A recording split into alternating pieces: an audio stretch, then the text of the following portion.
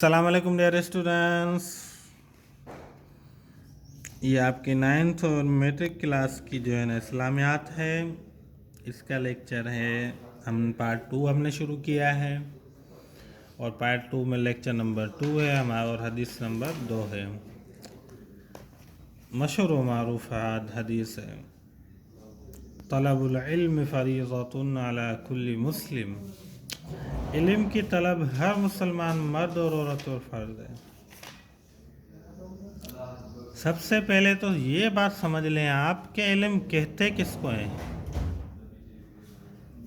इल्म सिर्फ मालूमात का नाम नहीं है।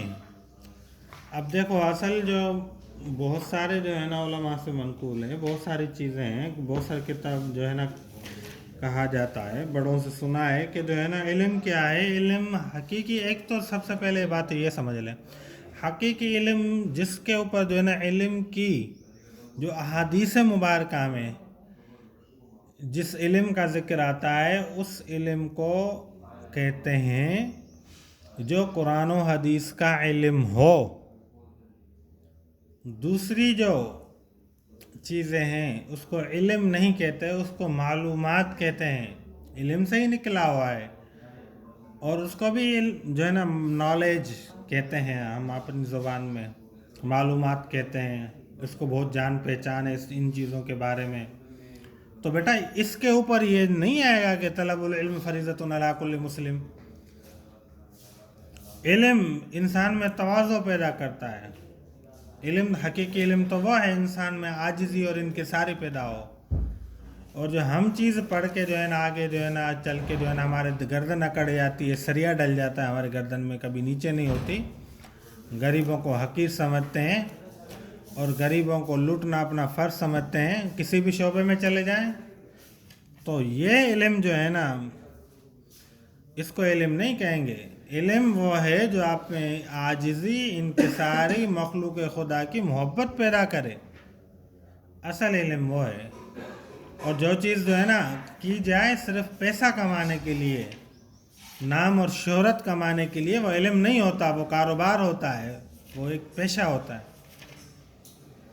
उसको आप इल्म नहीं कह सकते। आप जो है ना अपनी दुकानें खोल के बैठ जाएं और जो है ना उसके लिए जो है ना आप बड़ी बड़ी किताबें पढ़ के जो है ना अपनी दुकानें खोलें, जाके अपने जो है ना कारोबार खोलें, जाके जो है ना आप कहेंगे कि जो है ना हम इसका इल्म हासिल करके आएँ, तो वहाँ जो है ना लोगों के साथ चोरी, लोगों को जो है ना जज्बात के जो गरीबी का फ़ायदा उठाना, ये चीज़ें करते रहें।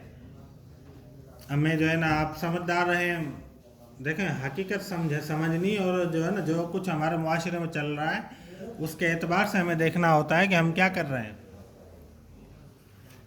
तो इसलिए इल्म हमेशा याद रख लेना, इल्म के बदले में तवाज़ो, इनकिसारी आती है। और एक और माना समझ लो इल्म की। एक तो ये था कि आप इल्म जो है ना हम किस इल्म को कह सकते हैं, वो ये है। दूसरी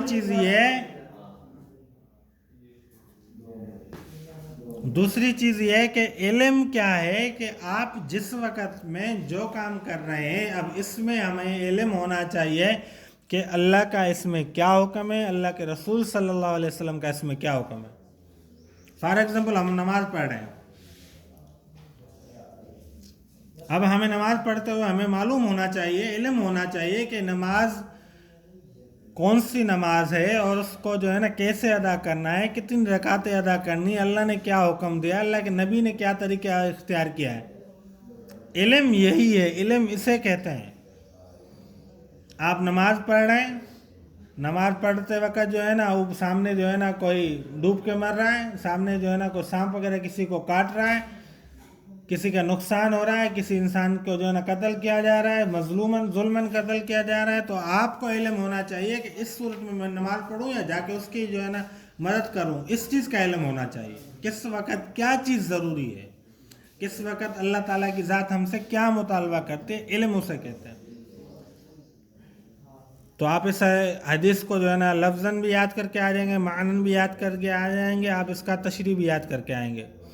एक बार और सुन लें कि तलबुल इल्म फरीज़तुन अला कुल्ली मुस्लिम, कि इल्म की तलब हर मुसलमान मर्द और औरत पर फ़र्ज़ है। ये इल्म क्या है कि हमें हलाल और हराम, पाकी नापाकी, जायज़ और नाजायज़ का मालूम होना चाहिए।